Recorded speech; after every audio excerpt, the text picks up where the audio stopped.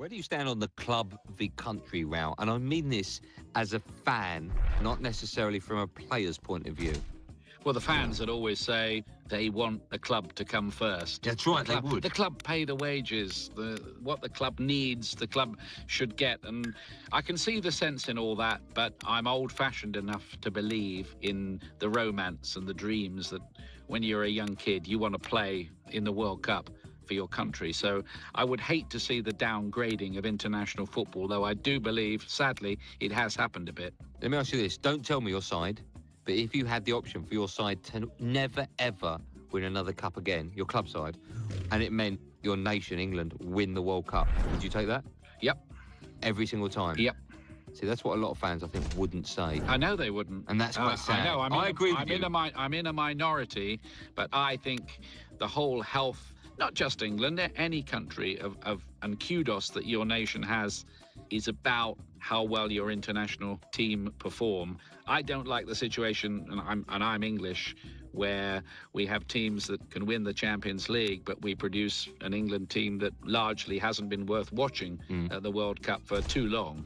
And what about the players? Are you surprised when there's a friendly coming up and for some reason or another players can't make it? I think there are circumstances, to be fair to the club managers, where the international boss has got to have a working understanding and say, OK, Manchester United or whoever, Liverpool, I'm not going to be tribal about it. They've got a huge game coming up on the Wednesday afterwards. Maybe this time, because it's a friendly, we'll let their players skip this particular match. But generally, I think if players are called up to play for their country, they should be there. But, you've heard stories in, I think it was Harry Redknapp's book, where he said he had players who'd come to him and asked to be left out, for him to invent an injury, for them to be pulled out of a World Cup squad. He didn't actually go on to say whether he'd done it for them. No. I hope he didn't. Yeah, I hope he didn't as well. I'm sure it goes on. Still loads and loads to get through. We're going to go through your texts, tweets and emails in just a moment. In fact, so much more to come. Do not go anywhere.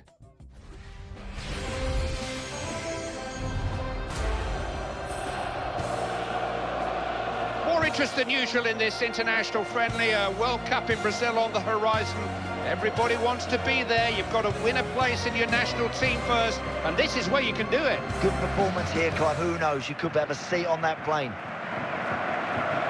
Whatever the game, putting on an international shirt is a unique experience for a footballer, something to truly treasure, I would have thought. Yeah, it's a lovely moment for you as an individual and for all the family. Let's hope they play well out there today. The referee is Gregor Milland.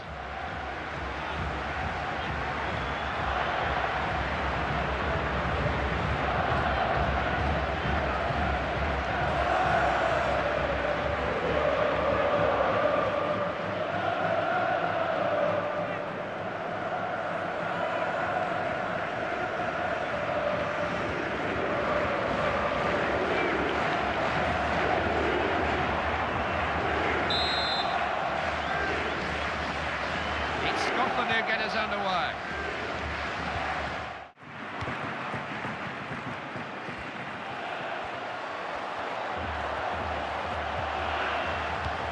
The two of them combining. Martin, now he needs to move the ball to his left. Fletcher, it was crying out for him to score. Most of the goal to aim at, made no mistake. He's just so good in the air, right place, right time, terrific goal. Timed it absolutely perfectly. This fella's useful in the air, that's another good goal. Worth another look, Andy, another angle. Picked up again. It's now 1-0. So Morocco, they're looking good and set to go for another victory after their win against Ivory Coast. Yeah, that was a good 2-1 victory, but I can't separate the teams today. Good place to win the ball back. Now, what can they do with it? Now, here's an opening. He's got away from them. He's through on goal. Oh, he hasn't hit the target. Belhanda.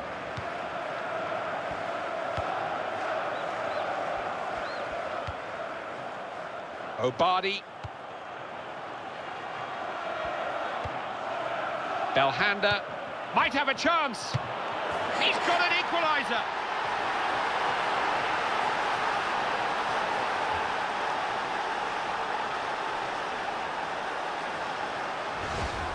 So we're all square, the game very much in the balance. We have a different angle of that terrific goal. So the score's level at 1 each now then.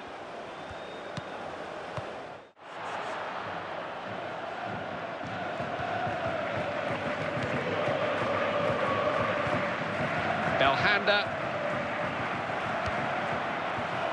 He's clean through. Could be dangerous. Rather anxious clearance. Stephen Fletcher. Keeper Parry, still a chance. Needed a much better cross than that. Intercepted well, read his opponent's mind there. Got a chance. Oh, he's missed by a whisker. So close to taking the lead. It's important that you stay focused and just keep your composure in a situation like that. That's a good opportunity missed. Obadi. Referee has indicated how much longer we've got to play. Let it get away from him. Real chance. Oh! Coolly done. Kept his head and just stroked it home. There's a lesson there for everybody. You don't have to throw yourself at it. Just concentrate and glide that ball in. They've got a 15-minute audience with their manager coming up. Half-time imminent. First thing he'll say is, good goal. Hey, never a bad moment to score a goal, but right on half-time is always so crucial. The sort of goal you can watch over and over again, isn't it? Away we go again. So it's 2-1.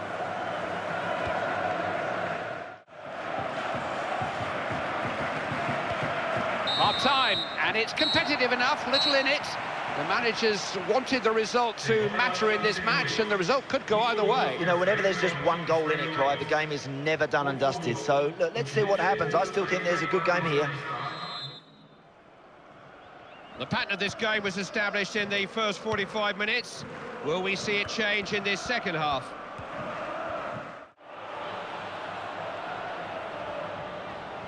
Throw-in quickly taken, keeping the game moving.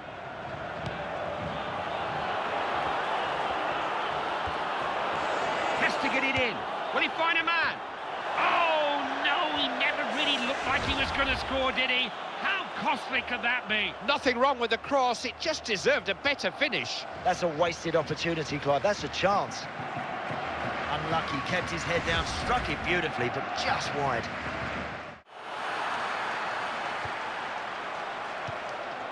Belhanda. Bit of pressure on the ball here. Opened up for him here. That was a terribly disappointing effort. They've still got a chance of saving this game too. Oh, that's clever. Martin. Has he found someone? Scrambled away to safety. On the volley. Oh, it was a great chance and he's wasted it. I wonder if the goalie would have saved that, Clive, if it had just been on target.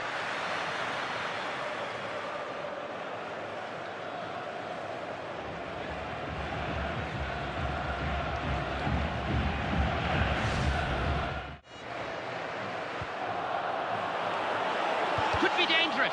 They need a goal. They've got a corner.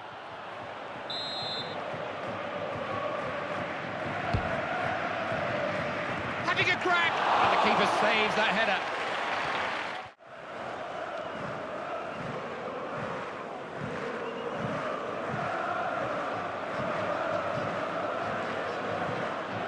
Time for drastic measures. The manager is using all three substitutes at once here.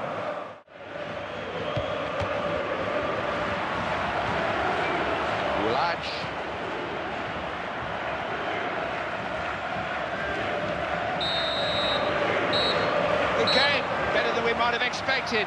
The outcome in doubt right to the very end, and something for both managers to take from it. Yeah, plenty to look at there, Clive. I enjoyed that. Could have gone either way. No harm done in so much that it was only a friendly, but I don't know if this is any excuse for a defeat like that. No, sloppy attitude, Clive. I think they took into the game, and they never really got going from first minute to last. Andy, it's been fun working with you, as always. Hope you all had fun too at home. Till next time, bye-bye.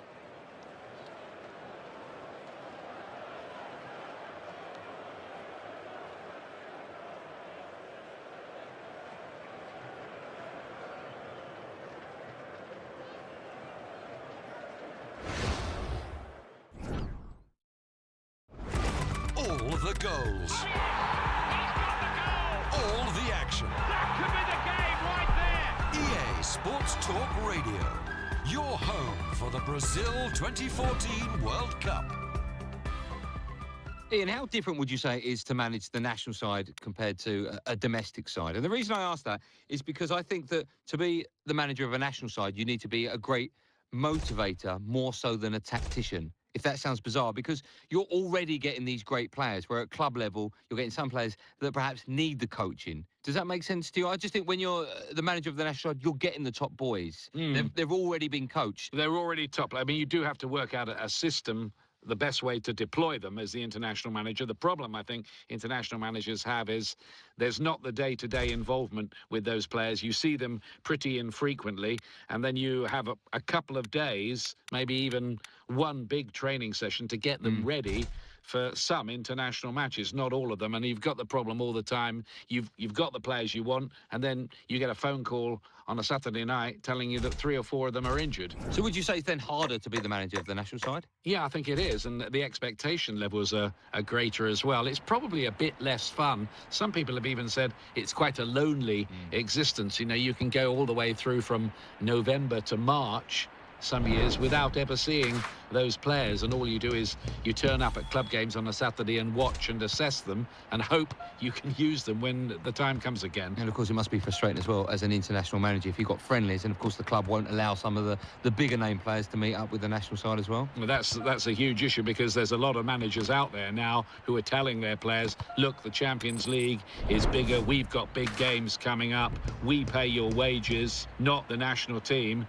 And so there's that conflict going on in the background as well. I think being an international manager for a high-profile international team is a pretty tough job now. Still loads and loads to discuss. In fact, we're actually going to go through all the papers in lots of detail in just a moment. That's all coming your way right after this. All the goals. Scores! All the action. Oh, what a difference that's made! EA Sports Talk Radio. Your home for all the Brazil 2014 World Cup news. Welcome back, and of course not long to go before the next international. I just wonder, Ian, at this stage, with a few days to go, if the players, when they meet up, surely they're ready now. If they're not ready now, they never will be. Well, a few have reported with knocks, as usual, and the first job for the coach will be to assess what those injuries look like. 1 or 2 might have to be sent back to their clubs. Then I think it's match-specific training about the actual task of the job in hand here. And there, I think the coach has got to come up with what he regards to be the winning formula. He's got to get the balance right between rest periods and relaxation. I think you saw really with, you know, if you think of England's last World Cup, it was too much of a boot camp that Fabio Capello was running, and the players didn't respond to that. So it's important that the training camps give the right feel. Right, still lots more to discuss for obvious reasons. Please keep sending us your tweets, texts and emails. We'll go through them with a fine-tooth comb in just a moment. EA Sports Talk Radio with Andy Goldstein and Ian Duck. And he's done it! Oh, what a big goal that is! Your home for all the Brazil 2014 World Cup news. Hi, I'm Clive Tilsley, and with Andy Townsend here, it's one of the qualifiers for the 2014 World Cup. Important match, Clive. Looking forward to it. Something about night matches, isn't there? There's a real buzz, a real stensification here this evening. Oh, I used to love playing in these night games, Clive. All ready to go here, but not until we've heard the national anthems of Morocco and Ghana.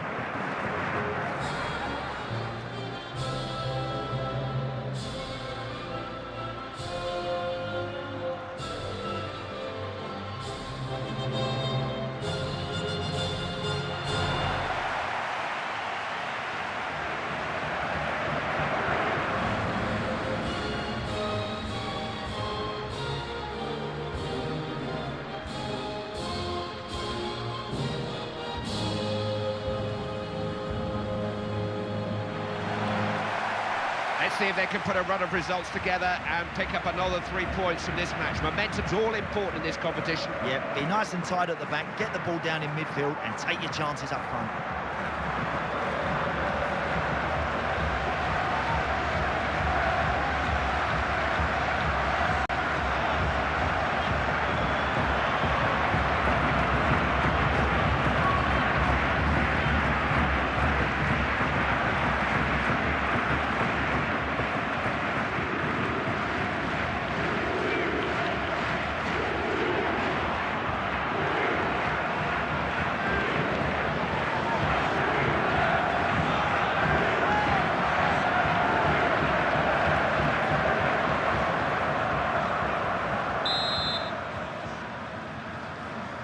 The first half of this game will set the tone, that's for sure.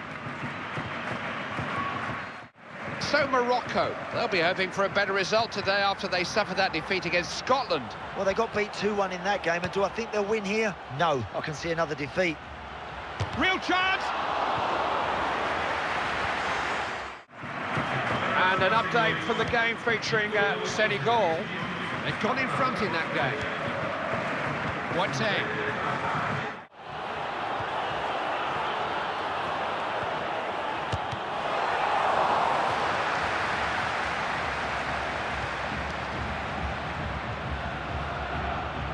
The West African nations were particularly strong in African qualifying, and Ghana are always strong. Yep, they are. They're a physically imposing side with real individual ability. Big chance! Oh! Nice to get in the block.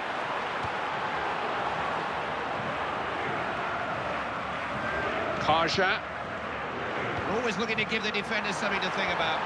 This is the latest on the Spain match. They've scored another now, and they're 2 goals up. Could be dangerous. It's a goal! Goal! Ah, yes! Perfectly timed header, beautifully taken. He's a superstar, no other word for him. Their main man scores again. You know, and he celebrates every goal as if it's his first. I love that. Worth a second look, Andy. Here you go.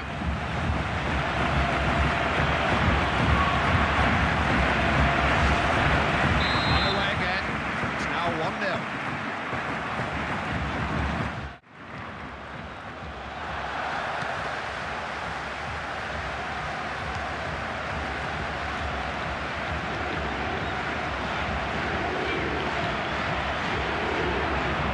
Running off the ball. Oh, what a chance this is! Oh! Smartly taken.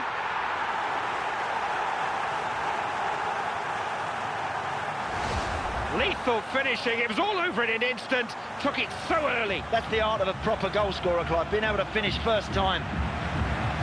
We've got another angle of that superb goal for you. To be goals in this one. It's now 2-0. Can they get to it? Crossed into the danger area, solid defending. The first 45 minutes ends with the score at 2-0. These players are really familiar in these surroundings, and they're comfortable with the way they're playing as well. It's been an entertaining first 45 minutes. More of the same, and they'll get this game won.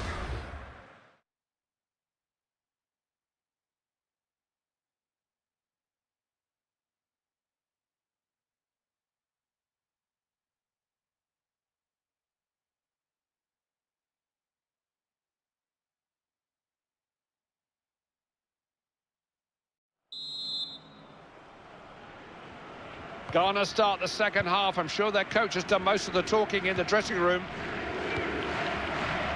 Deep football.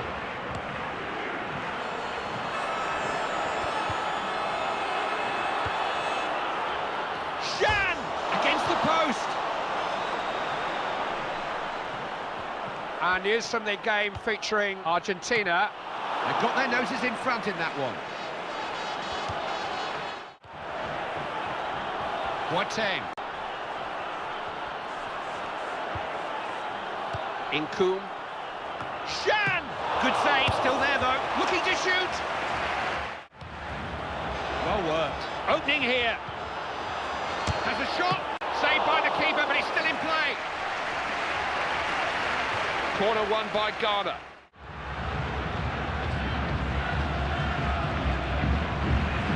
Here's Kevin Prince Boateng.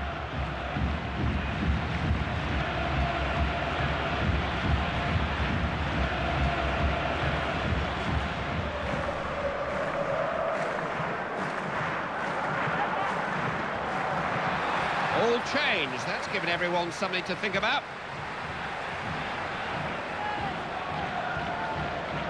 Eladua. There's just no stopping them. They've got that winning habit, their 100% record maintained here. Can't ask for more than that. Not at all. They've performed to the max. Every one of them has done their job today. They deserve to win. The stadium is emptying here. Andy and I are popping down to the manager's press conferences before setting off for the next game. We'll see you there.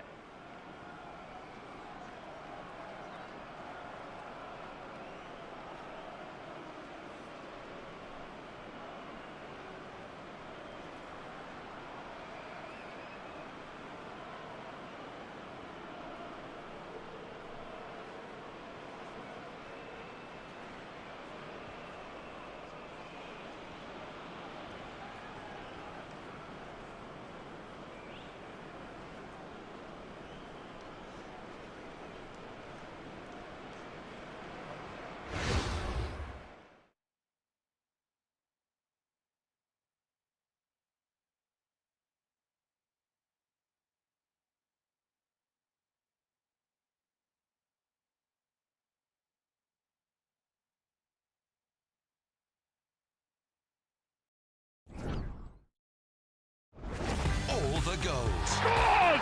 All the action. Oh, what a difference that's made! EA Sports Talk Radio.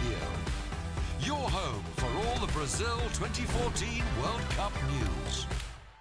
Well, today's obviously the final day of the qualifying campaign, Ian. Some sides are there already, some have no chance of qualifying. There's places up for grabs. It's going to be interesting. Decisive day, isn't it? The D-Day. Fasten your safety belts, I'd say, at this point, because these final games will decide who's going to make it all the way through to the World Cup finals. So, big day. Still loads more to come when we come back, including Ian Dark will be singing his favourite George Formby number. We'll be back in just a sec. All the action from all the World Cup qualifiers. Yes! Oh, he's done it! He's got the goal! EA Sports Talk Radio with Andy Goldstein and Ian Dark. Ian, what's your view on football in the US? I say football, of course, I mean soccer. What do you call it? Yeah. What do you make of it? Because it's never going to be the biggest sport out there. Of course, you've got NFL, basketball, baseball. So you're never, ever going to be able to compete with those. I just wonder if you think it's obviously growing. I think it's growing big time in the United States. Look at how much is being paid now for the TV fees for the English Premier League. I think it went up by 300% on the last deal. The US have made the last 7 World Cup finals. They hadn't made the finals for 40 years prior to that, and when they're getting the finals, they're doing pretty well as well. But what do you make and of it? I tell you what, US soccer, which runs football there, Yeah. are made of money as well. They made loads and loads from staging the World Cup and still have it. But what do you make of the standard there? I'm going to ask you a very tough question. If you took out one of the top sides in the MLS and put them over into the Premier League, Like LA Galaxy, for instance, if you who have took been the them, yeah, champions. how would they do? I think to begin with, pretty badly, because I think there's a different level of intensity of competition. The clubs in the Premier League have got a heck of a lot more money, but I think the question will be how well could they do given 3 years in the Premier League to grow into it, and the answer might be they'd do okay, but I think they'd struggle going into it, 1 week playing in Major League Soccer and the next week playing against Liverpool at Anfield. I'm going to ask you an impossible question, but I just want to get your view on it, because America have done very well qualifying for the World Cup, and not just this one, of course, others in the past. Do you ever see a time when America become champions of the world? Well, I think in the distant future, I'd say the answer to that is probably yes. I think they might well do, because all the kids in America now, you drive around America, you will see soccer pitches, as they call it, everywhere. The boys and the girls play. I think that it's that gap between when they're stop being school children up to sort of 18, then it becomes like a college sort of thing. So if they can build academies from 15 through, I mean, with so many kids playing, there is bound to be a Lionel Messi from the United States somewhere in the future, I'd say. We're going to have a quick break, and when we come back, guess what we're going to talk about? Yeah, football, because we love it. See you in a second. EA Sports Talk Radio. Well, that could well be the winner, Clyde. That's a great strike. Your home for all the Brazil 2014 World Cup news. Of course, the next World Cup is in Russia in 2018, and then after that, it's Qatar 2022. 2 big World Cups, of course, a long way away. You'll be, late 40s, I'm guessing, by the time the second one comes along. I mean, it's great that it's going to be hosted by 2 countries that have never, ever had the World Cup before. Well, it's good to spread the brand, if you want to, of football, but it's already a huge global game. Russia, of course, have had teams who've essentially disappointed, I think, at World Cups. A lot of people have fancied them to do well, and they sort of haven't before now. So it's a natural place to stage the World Cup, and you'd love to see it go well there. As for Qatar in 2022, well, it's the first time it'll be in the Middle East, and the stadiums are going to be very, very close together, and I know they are football mad there, aren't they? Still loads and loads to get through. We're going to go through your texts, tweets and emails in just a moment. In fact, so much more to come. Do not go anywhere. EA Sports Talk Radio. Well, that could well be the winner, Clyde. That's a great strike. Your home for all the Brazil 2014 World Cup news.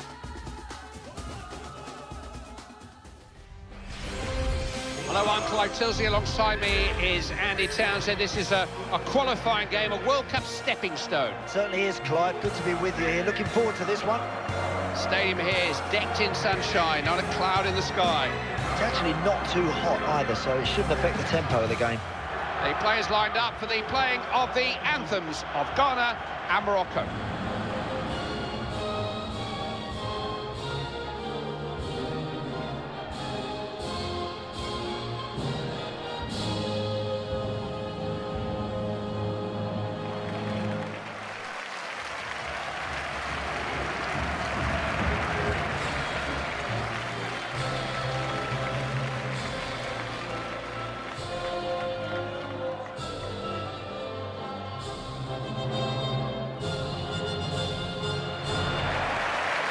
Well, this team certainly entertained us last time out, didn't they? Let's see if they can continue the form with which they won their last match. They look good at their best, but this is a different match. It may be a different story. Well, if that's the benchmark that they set in the last game, then they've a lot to live up to. I thought they were excellent in the first match, Clive. Can they do it again?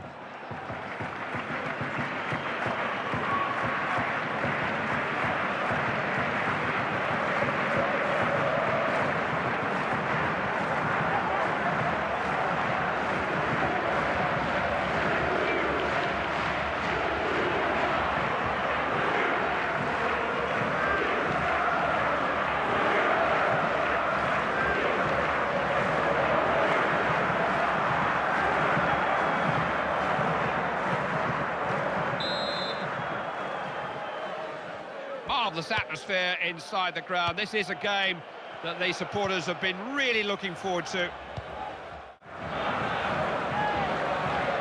Andre Ayew. Ghana have men forward. Floated in. Volleyed it. Oh, it's just off target. Not his favourite side, in fairness. Yeah, look at the fans. They're frustrated, but they don't realise that's on his weaker foot. Well, no complaints for me for having a go from there, Clive, because, you know, that's what it's all about. You've got to have a pop now and again. Kaja. And an update from the game featuring the Senegal team. They've gone in front in that game.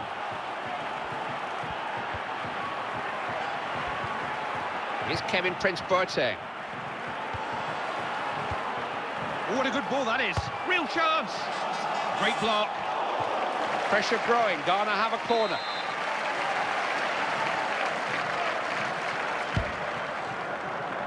Tries a header. Got to do better than that.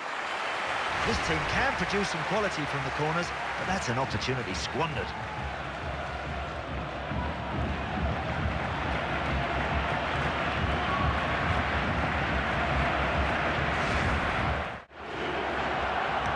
This is the latest from the England match. They've gone ahead there.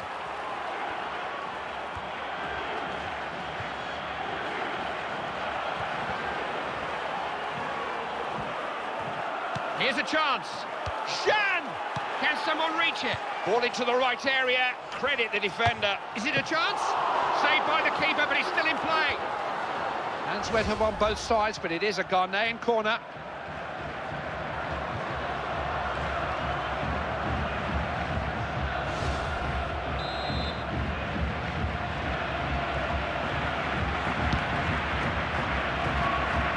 Oh, good save. Great reactions. Having a go. It's gone in.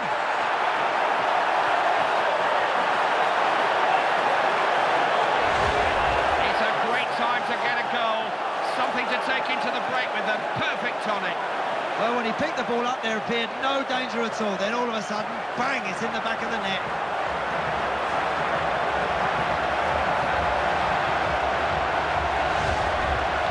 Underway again. It's now 1-0. Update on the Italy match. They've scored again there. It looks like it may all be over. Did well to come.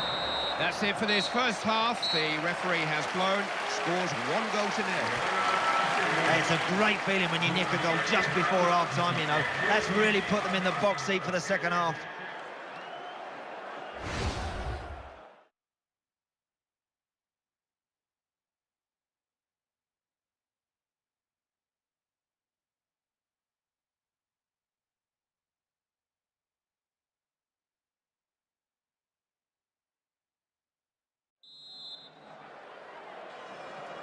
Ghana start the second period, hoping the break hasn't broken their rhythm.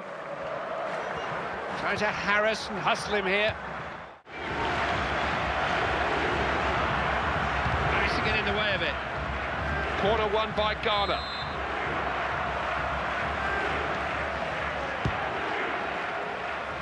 Desperate defending. Had a blast! They can all stay where they are for another corner.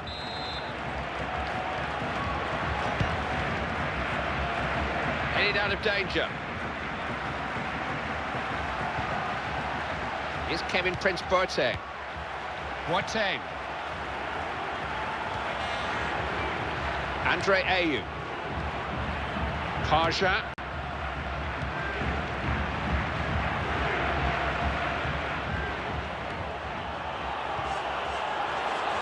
here. And he's equalised. What would they do without him? He's a genius at times, goal after goal. You know, look at those fans, they adore this guy, and you can see why. So the score on aggregate is now 1-3, they're 3-1 down. Inku. Atsu. On the volley, he's put it away!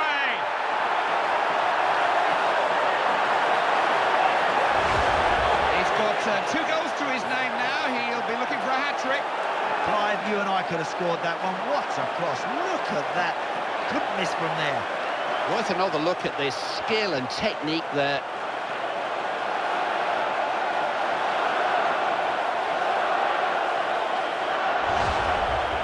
Match restarts. It's now 2 goals to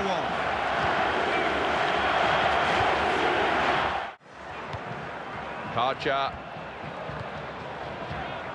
They've got men forward here. Player on the ball getting plenty of help from his teammates around him.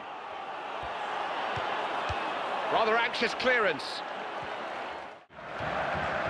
Possession is everything in this game, and they're completely monopolising it at the moment. Jordan Ayew.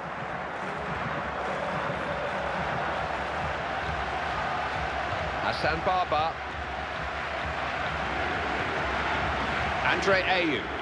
Promising. What a chance! Good interception, alive to the danger.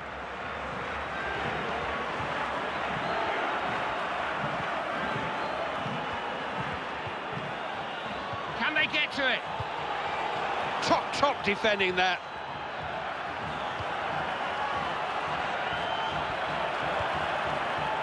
Hassan Barba. Was a try, saved it. Oh, that'll make him feel better. Not before time. Yep, your goalkeeper's finally arrived. Atsu. Saw the danger, snuffed it out, intercepted well. Might have a chance. Maybe a chance. Oh! The manager could not have been clearer about the need to put the bigger picture to one side and focus on getting something out of this game, and they've let him down a bit here. Yeah, disappointing. Whichever way you look at it, qualification is now going to be just that bit more difficult. It's been a match that Andy and I will be talking about all the way home. From all of us here at EA Sports, thanks for watching. Till next time, bye-bye.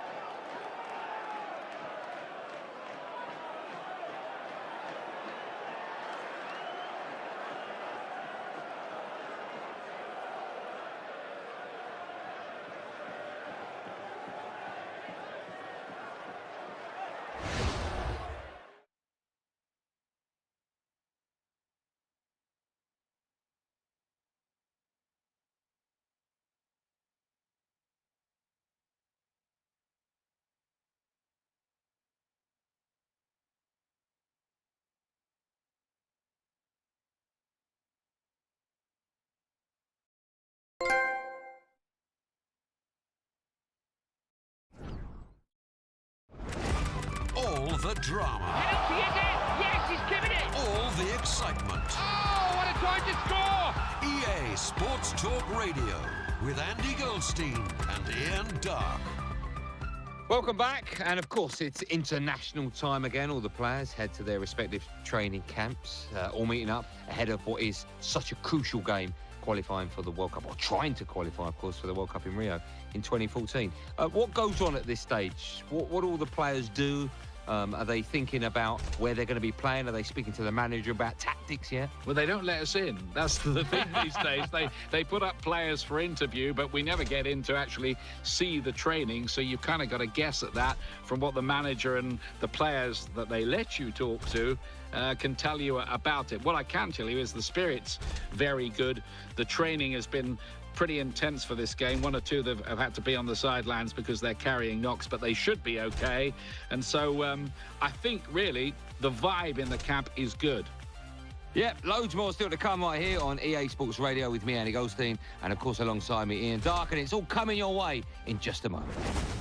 EA Sports Talk Radio with Andy Goldstein and Ian Dark. And he's done it! Oh, what a big goal that is! Your home for all the Brazil 2014 World Cup news. So it's that time, the final time as well, Ian. You and I, we're building our, ready? Ultimate World Cup. Ultimate World Cup team. Oh, you put like an echo effect on me there. Yeah, like double tracking. Yeah, I like that. Okay. That was nice. Get on with it. We've already done, of course, our goalkeepers. We've done our defence, our midfielders. Do you want to recap quickly? Right, my team so far is Levi Ashin in goal. Then across the back from the right, Carlos Alberto of Brazil, Franco Baresi of Italy, Bobby Moore of England, Paolo Maldini of Italy. My midfield is Garincha of Brazil as the right winger. Then Franz Beckenbauer as a defensive midfield player, Zinedine Zidane as an attacking midfield player, and Johan Cruyff on the left-hand side. Okay, I've gone with Jennings in goal, Carlos Alberto, Beckenbauer, Moore, and Maldini. I've gone Messi, Maradona, Zidane, and Cruyff somewhere. And a reminder as well that we're going to get our good friends at EA Sports to simulate the match once we've picked them all, and we're going to see whose team would have won. Okay? I want to know who's doing the tackling in your midfield, but there you go. That's well, we won't lose the ball. We've had that discussion. We're going on to the forwards now. Okay. Now again, difficult because we've just got two names left, and you've got players like Muller, who of course should be there, but in my team isn't. Not in mine either. Okay. Well, we've definitely both gone for Pele. Definitely gone for Pele. I honestly thought you were going to say, do you know what, I've left out Edson Arantes Donatiamento. I thought you were going to say that. Brilliant that you remembered that. Oh, you like that? 27 brownie points, yep. So we've both gone for Edson. Yes. Who have you gone with him? Well, my other forward is Maradona. Okay. Pele and Maradona. Oh, my goodness, that sounds amazing. You've already got Maradona in midfield, haven't you? With Messi.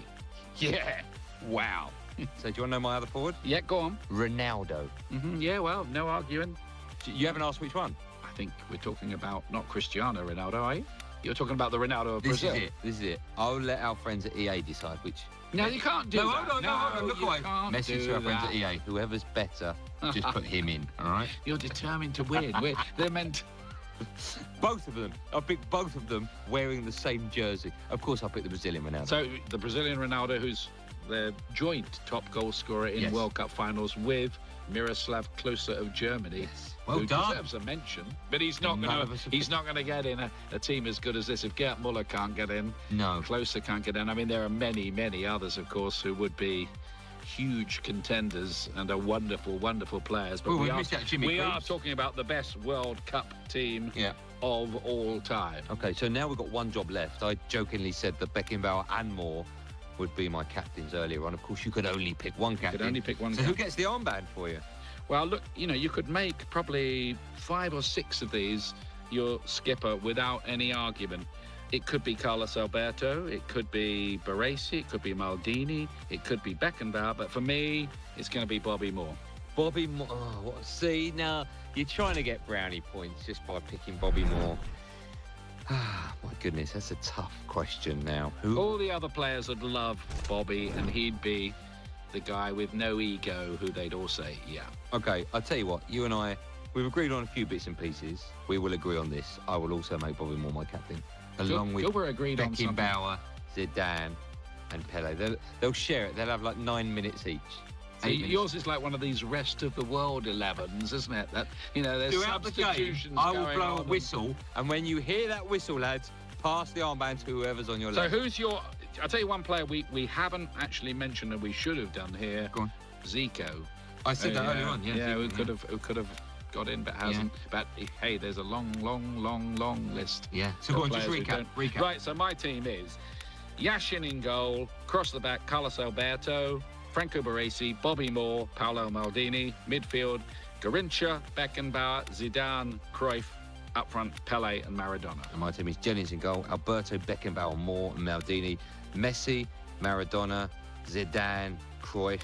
Oh my goodness, that smells goals. Pele and Ronaldo, and my skipper is the late great Bobby Moore. Right, loads more still to come, including all the stuff that we haven't managed to talk about just yet, so don't go away. Looking at the Germany side, Ian, they've got big name players as well, and young players as well, looking very fresh. Who for you is it about in their side? Who needs to produce the goods if they're going to have a good run? Well, I think they've got a number of star players. Mesut Ozil, who I think he leads all the lists, doesn't he, for assists in European football for the last 5 years. 4 or 5 years since anybody can remember, and that's not an accident. Muller, who arrived at the last World Cup, got goals, looks great for Bayern Munich. He can score and create as well. I think Toni Kroos is developing into a wonderful midfield player. And Schweinsteiger, who for me was just so commanding and brilliant at the heartbeat of that side. The goalkeeper's good as well, isn't he? Manuel Neuer. This is a good side with a lot of commanding players who you'd kind of back to get the job done in most matches. My only little query with Germany is the defenders. OK, so plenty more to discuss. We're going to take a look through all the papers in a sec, but first, time for a quick break.